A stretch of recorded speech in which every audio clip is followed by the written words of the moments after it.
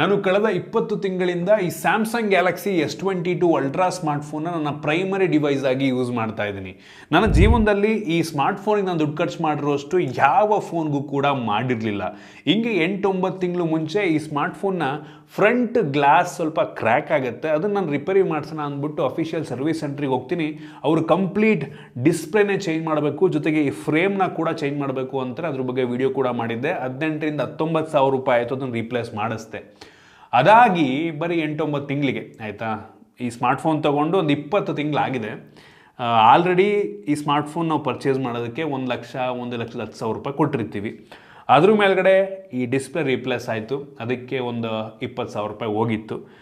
ಒಂದಿನ ಹಿಂಗೆ smartphone use ಮಾಡ್ತಾ ಇದ್ದೆ, ಸ್ವಲ್ಪ ಹೀಟ್ ಆಯಿತು. ಯೂಸ್ ಮಾಡ್ತಿರ್ಬೇಕಾದ್ರೆ ಹೆವಿ ಮಲ್ಟಿ ಟಾಸ್ಕ್ ಮಾಡ್ತಾ ಇದ್ದೆ.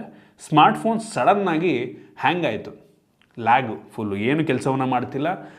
ಪವರ್ ಬಟನ್ ಲಾಂಗ್ ಪ್ರೆಸ್ ಮಾಡಿಕೊಂಡೆ, smartphone with boot logo switch off ಆಯಿತು, ಮತ್ತೆ ಸ್ವಿಚ್ ಆನ್ ಆಗಲೇ ಇಲ್ಲ. ಚಾರ್ಜಿಗೆ ಹಾಕಿದ್ರು ಕೂಡ ಚಾರ್ಜ್ ಆಗ್ತಿರಲಿಲ್ಲ, ಫೋನ್ ಸ್ವಿಚ್ ಆನ್ ಆಗ್ತಿರಲಿಲ್ಲ.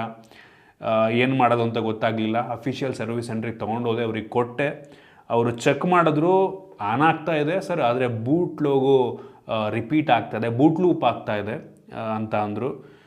OS ಅನ್ನು ಅವ್ರು ರೀಇನ್ಸ್ಟಾಲ್ ಮಾಡಿದ್ರು, ಬಟ್ ಸ್ಟಿಲ್ ಆ ಒಂದು ಇಶ್ಯೂ ಬರ್ತಾನೆ ಇತ್ತು. ಅವ್ರು ಅಂದರು ಸರ್ ಮದರ್ ಬೋರ್ಡ್ ಇಶ್ಯೂ ಇದೆ, ಸೊ ಕಂಪ್ಲೀಟ್ ಮದರ್ ಬೋರ್ಡ್ನೇ ಚೇಂಜ್ ಮಾಡಬೇಕು, 40,000 ರೂಪಾಯಿ ಆಗುತ್ತೆ ಅಂತ. 40,000 ರೂಪಾಯಿ, ಆಲ್ರೆಡಿ 18-19,000 ರೂಪಾಯಿ ಖರ್ಚು ಮಾಡಿದ್ದೀನಿ. ಈಗ ಮತ್ತೆ 40,000 ರೂಪಾಯಿ ಖರ್ಚು ಮಾಡಿದ್ರೆ ಇದಕ್ಕೆ ವ್ಯಾಲ್ಯೂನೇ ಇರಲ್ಲ. ನನಗಿದನ್ನು ರೀಸೇಲ್ ಮಾಡ್ತೀನಿ ಅಂದ್ರೂ 45,000-50,000 ರೂಪಾಯಿಗೆ ಸೇಲ್ ಆಗ್ಬೋದು, ಒಳ್ಳೆ ಪ್ರೈಸ್ ಅಂತ ಅಂದರೆ. ಈ 45,000-50,000 ರೂಪಾಯಿಗೆ ಸೇಲ್ ಆಗೋ ಫೋನನ್ನು 40,000 ರೂಪಾಯಿ ಕೊಟ್ಬಿಟ್ಟು ಏನಕ್ಕಪ್ಪ ರಿಪೇರಿ ಮಾಡಿಸ್ಬೇಕು, ಬೆಟ್ಟಾಕು ಅಂದ್ಬಿಟ್ಟು ಸೈಡಿಗೆ ಎಸ್ತಿದ್ದೆ.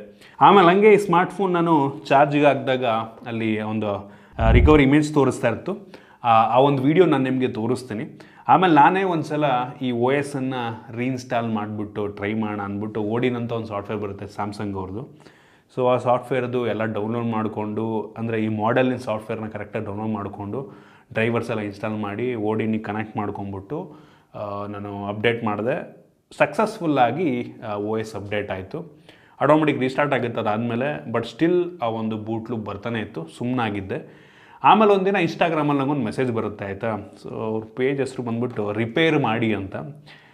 ಕೋಇನ್ಸಿಡೆಂಟ್ಲಿ ನಾನು ಅವ್ರ ನಂಬರ್ ಕೇಳಿದ್ರು, ನಾನೇ ಅವ್ರ ನಂಬರಿಗೆ ಕಾಲ್ ಮಾಡಿಬಿಟ್ಟು ಈ ಥರ ಒಂದೊಂದು ಫೋನ್ ಇದೆ, ಇದನ್ನು ಕಳಿಸ್ತೀನಿ, ಒಂದು ಸಲ ಚೆಕ್ ಮಾಡಿ ನೋಡಿ ಅಂದ್ಬಿಟ್ಟು ನಾನೇ ಅವರಿಗೆ ಪೋರ್ಟರ್ ಮಾಡಿದೆ.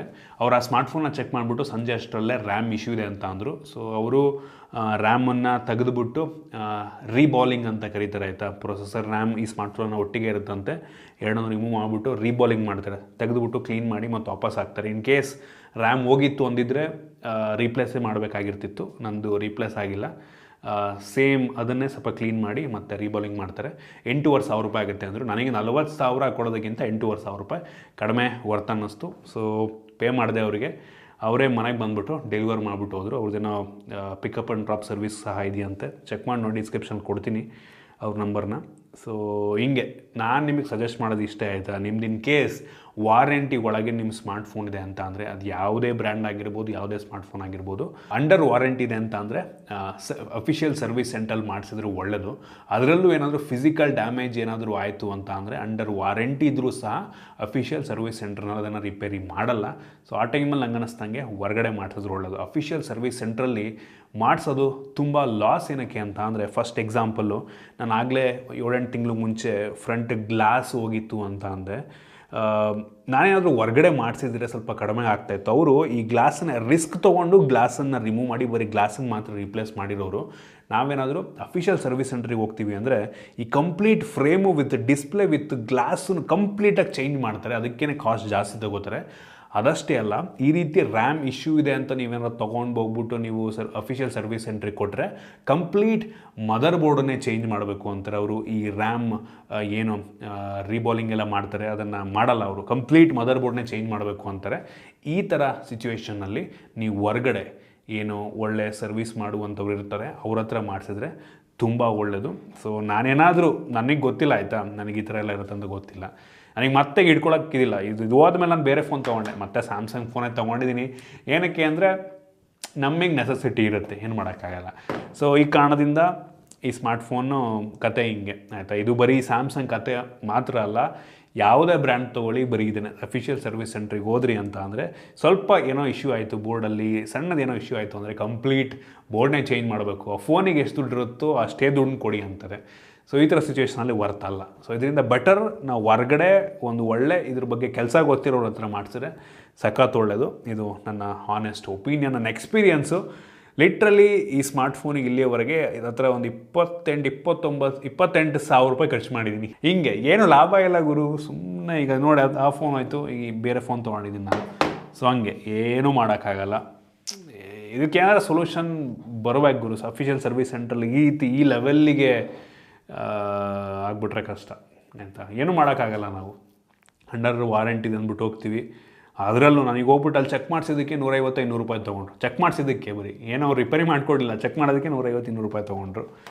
ಏನೂ ಮಾಡೋಕ್ಕಾಗಲ್ಲ. ಇದು ನನ್ನ ಎಕ್ಸ್ಪೀರಿಯೆನ್ಸು, ನಿಮ್ಮ ಹತ್ರ ಶೇರ್ ಮಾಡಬೇಕಿತ್ತು. ನಿಮಗೂ ತುಂಬ ಜನಕ್ಕೆ ಈ ರೀತಿ ಎಕ್ಸ್ಪೀರಿಯೆನ್ಸ್ ಆಗಿರ್ಬೋದು. ಆ ರೀತಿ ಎಕ್ಸ್ಪೀರಿಯನ್ಸ್ ಇದ್ದರೆ ಕಾಮೆಂಟ್ ಮಾಡಿ ತಿಳಿಸಿ. ಐ ಹೋಪ್ ನಿಮಗೆ ಯೂಸ್ಫುಲ್ ಆಗಿದೆ ಅನ್ಕೋ. ತುಂಬ ಜನ ಗೊತ್ತಿರಲ್ಲ, ನನಗೂ ಗೊತ್ತಿರಲಿಲ್ಲ ಹೊರಗಡೆ ರಿಪೇರಿನಲ್ಲೂ ಕೂಡ ಈ ಥರ ಮಾಡಿಸ್ಕೊಬೋದು ನಾವು ಅಂತ. ಸೊ ಈ ಕೆಲಸವನ್ನು ಮಾಡ್ತಾಯಿದ್ದೆ ಚೆನ್ನಾಗೇ. ಹೊರಗಡೆ ಮಾಡಿಸಿದ್ದೀನಿ, ಆರಾಮಾಗಿ ಕೆಲಸ ಮಾಡ್ತಾಯಿದೆ, ಎಲ್ಲ ಚೆನ್ನಾಗಿ ವರ್ಕ್ ಆಗ್ತಾಯಿದೆ. ಸೊ ಇದು ನನ್ನ ಎಕ್ಸ್ಪೀರಿಯೆನ್ಸು. ನಿಮ್ಗೆ ಐ ಹೋಪ್ ನಿಮಗೆ ವಿಡಿಯೋ ಯೂಸ್ಫುಲ್ ಆಗಿದೆ, ಇಷ್ಟ ಆಗಿದೆ ಅಂತ ಅನ್ಕೋತೀನಿ. ಇಷ್ಟ ಆಗಿದ್ದರೆ ಲೈಕ್ ಮಾಡಿ, ಶೇರ್ ಮಾಡಿ. ಇದೇ ರೀತಿ ನಮ್ಮ ಬೇರೆ ಬೇರೆ ವೀಡಿಯೋಗಳಿಗೆ ನಮ್ಮ tech in Kannada YouTube channel subscribe ಮಾಡ್ಕೊಂಡಿಲ್ಲ ಅಂದರೆ ಈಗಲೇ ಸಬ್ಸ್ಕ್ರೈಬ್ ಮಾಡ್ಕೊಳ್ಳಿ. ಒಂದು ಬೆಲ್ ಐಕನ್ ಕೂಡ ಕ್ಲಿಕ್ ಮಾಡ್ಬೋದು. ಸಿಗೋಣ ಮುಂದಿನ ವಿಡಿಯೋದಲ್ಲಿ.